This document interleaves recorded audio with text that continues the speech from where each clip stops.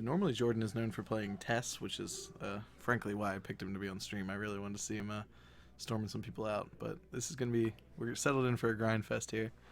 Looks like he has Caracas, Wasteland, Basic Forest. Nothing, turn 1. Yeah, you really want to see like a turn 1 Green Sun or like a turn 1 Chalice or something. Mm-hmm. Yeah, a Mox. That's a slow start for both players, it looks like. Mm-hmm. Yeah, turn 1 Chalice is actually very good. Like, a lot of the cards dodge Chalice, but shutting off Deathray Shaman, shutting off Brainstorm. That's actually good, I think. Mainly Fatal Push. Does he run Fatal Push now? He runs 0 Fatal Push main. He has 2 in the board. Okay. The Shardless deck. He does have 2 Thoughtseize main board. Yeah. That's normal. Oh, thank you.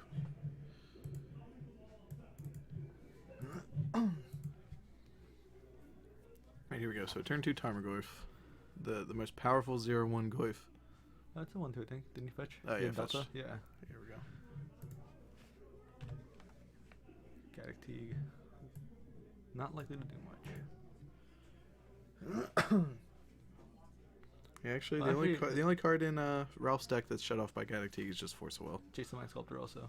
He has one of those. Yeah, he has a single Jace, yep. Does he have any X spells? No. Mm-mm. No, not Shardless.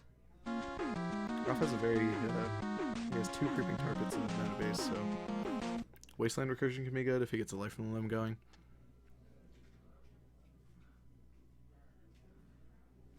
Another fetch line from Ralph. Let's see what we got to follow it up. I would expect like a Liliana the Veil here. Would be very good. Get more Carthage in the graveyard. Get that Goyf going.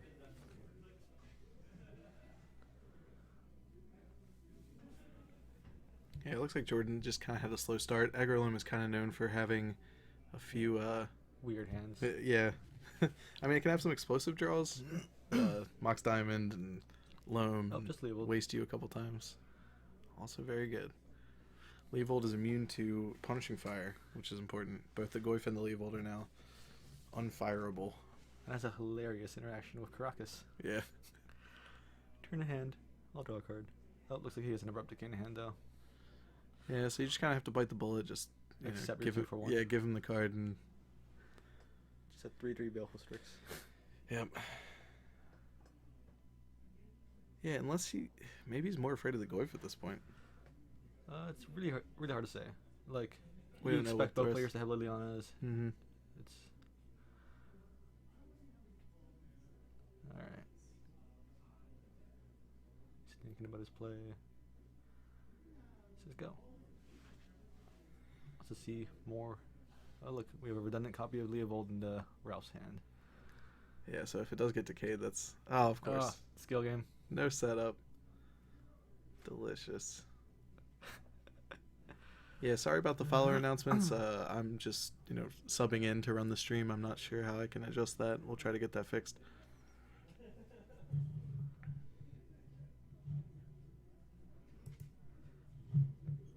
Did he draw?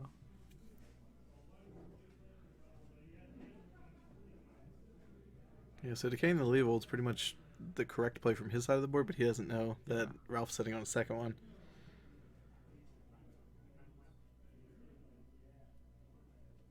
Gaddock Teague not looking very good.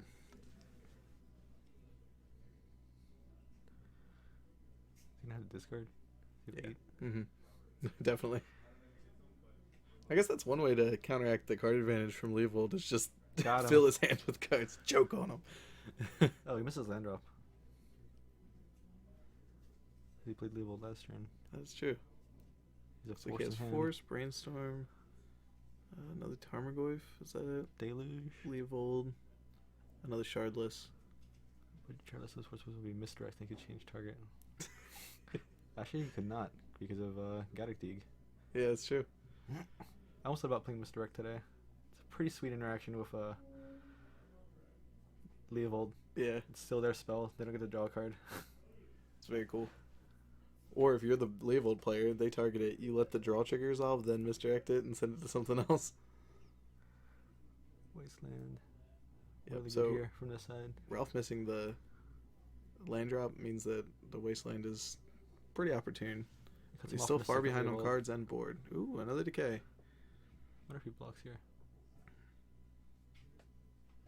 I don't think I would block. You have to assume that some number of Jaces and Forces are chilling in his hand. If he has so many cards and he hasn't cast anything, That's fair. I like letting Teague sit around. Pick it up. Thank you. Thanks for wasting your spell. Now we get Jordon his 4th land drop. But no, he played Wasteland this turn. Never mind. It's like it's forced on the way down, so it's kind of a 3-for-1 with that Teague, but No, waste him. do it. Yes. Back to the Stone Age. Yeah, leaving with the Bayou is good. If he had a Death Red, he would have played it last turn. Yeah, he can't cast any cantrips, can't suspend Ancestral Vision anymore, so.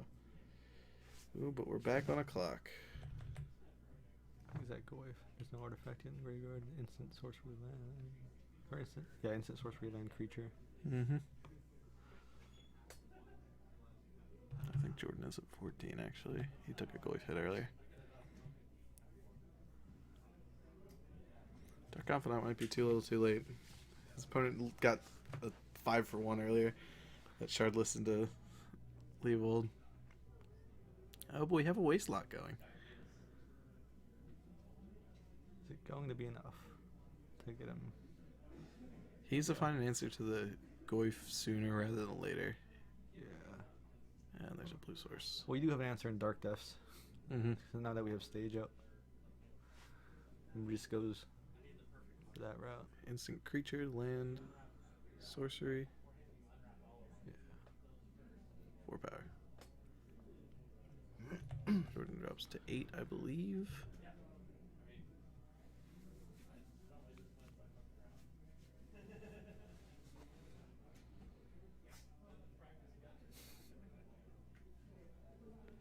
Oh, Yeah, let's so see the that- blue source. Yeah. that third land. No, this is not an exhibition match. This is a tournament match. This is round 4. He plays Basic Island. Wait, does he? No. Just Forest and Swamp. Yeah, 1 force, 1 swamp. But I think it's fine because he's going to get Leovold here, and then getting wasted out of the game is... Thank you. Appreciate it. Getting wasted out of the game, feels a little better when you... Look at Scoos. There's the answer to the Tarmogoyf there. Yes. Scavengers can get pretty big on this board. He's kind of pinched on green mana, it looks like. Oh, he did get a Heath back, I believe, with the... There we go. Yeah. Mm-hmm. So But he wants to be using the Wastelands, I think. Even though it gives the Leovold opponent cards. Yeah, it's just... Cutting him off blues. Ooh, yep. I know, and then he gets the Night through. But that's not enough. It's just a 2-2. Might be over here. Yeah. Yep. Yes, Corey is in the house. He is still playing. He's 2-1 playing Aggro Loam today. He beat Burn against all odds. Burn is a really weird legacy deck. Like, it's got powerful cards, but it's also Burn. I like Burn a lot right now, actually. I think that it's very well positioned. Right? Yes. How are you? What are you doing here? We're streaming. Huh? Yeah, we're streaming the tournament. Oh, okay. Yeah.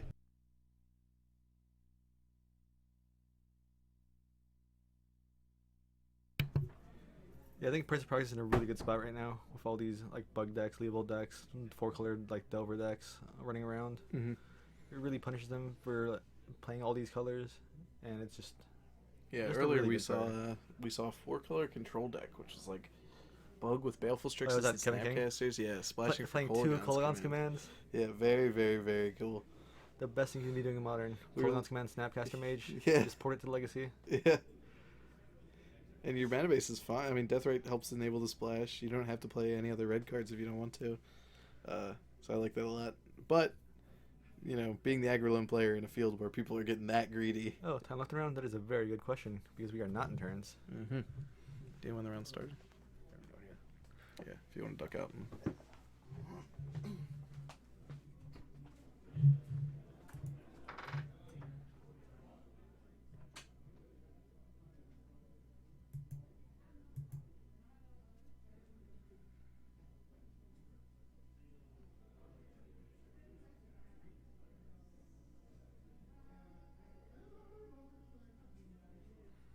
I believe it is 2-1 right now. We're hoping to get him back on camera if he keeps winning. Started at 16 after 12 minutes in. Okay.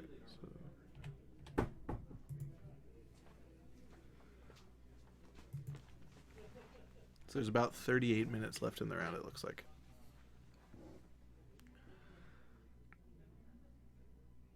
Who's responsible for his atrocity? How did an Aggro Loam take? Okay, so that is a good question. So I thought Jordon was on Storm. He's been known to play Test in the past, and I kind of wanted to get some good, interesting Storm lines on camera. But Aggro Loam is interesting as well. It's a very complex deck with complex interactions Yeah. that all boil down to Wasteland Lock you. Yeah. But Aggro Loam has a lot of play to it. So let's talk about sideboarding. Which side do you want to take? Alright, I can do this one. Okay, so out of Shardless, I have a Toxic Deluge, a Maelstrom Pulse, a Jite, 2 Fatal Push, a Pithing Needle, a Null Rod, a Force of Will, 2 Duress, 2 Nile Spellbomb, a Golgari Charm, a Knight of Souls Betrayal, and a Mindbreak Trap.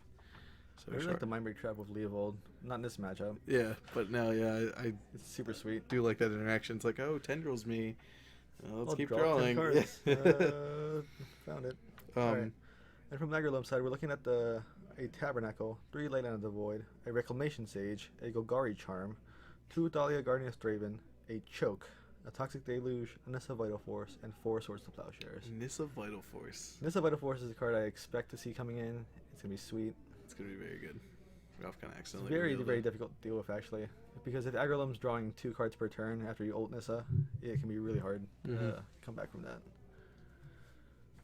So, I think you're right only because it has a very weak Sneak Show matchup. We've been seeing a lot of Sneak Show. I think Aggro Loam can go toe-to-toe with Miracles.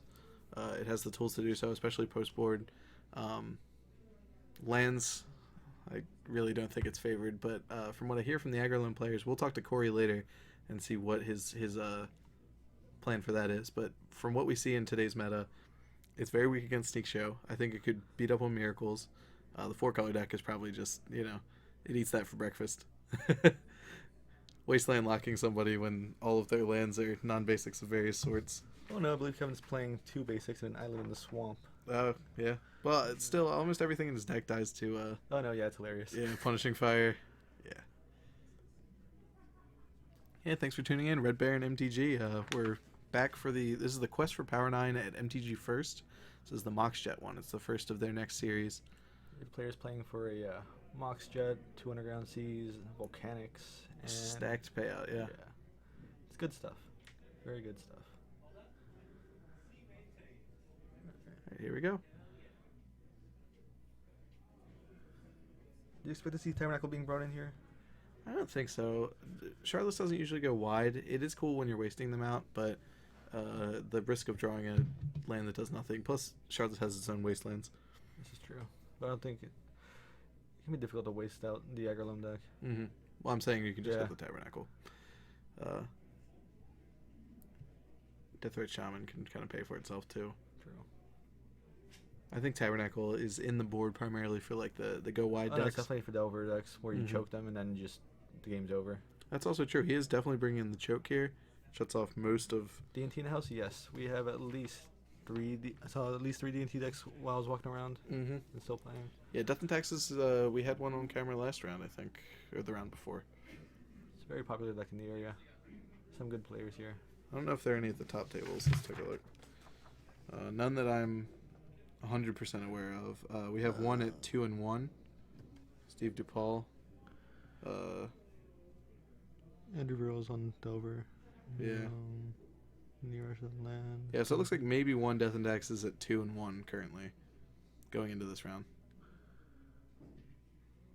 Alright, so we do have one of those Mox Diamond starts. So Mox Diamond discards Tranquil Thicket. Green Sun Zenith is getting Dryad Arbor. So a little shortcut Rampant Growth. Checking his phone during Better Wario. Probably shouldn't do that. Yeah. Best D&T player in Maryland. It's Kyle Marks. That's him in the stream. yeah, the one time I top 8'd that one classic was round 9. I think it was round 9, round 7. I got paired against Kyle. Yeah. We drew. Ouch. No, we just drew. Oh, you ID. intentionally drew. Yep. Okay. Well, in that case, congratulations. All right, so it looks like Jordan's probably going for a 2-2 Liliana here. It feels bad in the face of an Ancestral Vision. I really do not want to be making myself discard knowing my opponent's ticking down to a windfall of cards. Does he have any way to actually stop the vision from just coming off suspend? He does not. He does have Chalice on 0, but I don't expect to see that here. I'd be very surprised if he Chalice is on 0. Do you think Chalice is even in the deck post I board? would not expect it to Yeah. be. Lily goes up. Yeah, well, Shardless is just varied mana costs and everything. It's just very difficult to get Chalice like in a really good spot. This card's a redundant box. So he did not play a land that turn, and I think the last card in Jordan's hand is a Green Sun Zenith. So in this situation, he probably just wants to go get a, what do you think, Gaddock here? I'd be surprised if he were to get Gaddock. I think Yeah, he might just be forces- saving for like a Knight. Yeah. He needs one more mana source for that, though. Yeah. He has a redundant Lily in his hand. Yeah, where is Miracles? That's what I want to know. We had Miracles on camera round 1. And there is at least another one at 3-0, I believe. We don't have everyone's deck list, so we're operating on a bit of imperfect information. But we'll try to get it back on camera for you.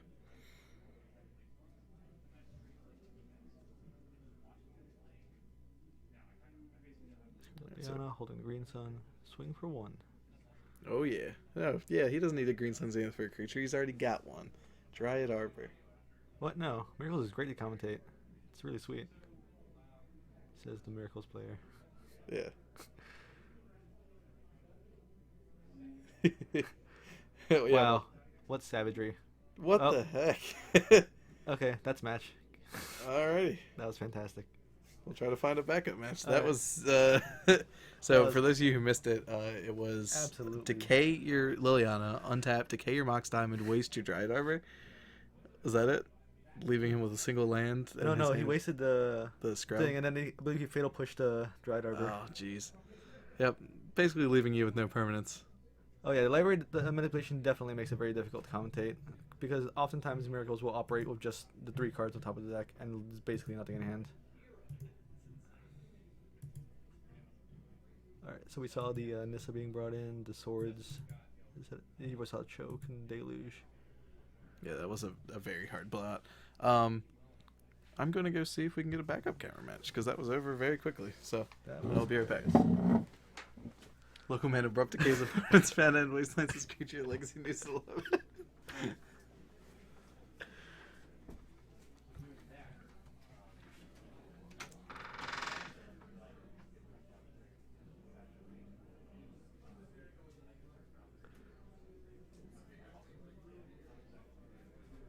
I don't believe it was very premature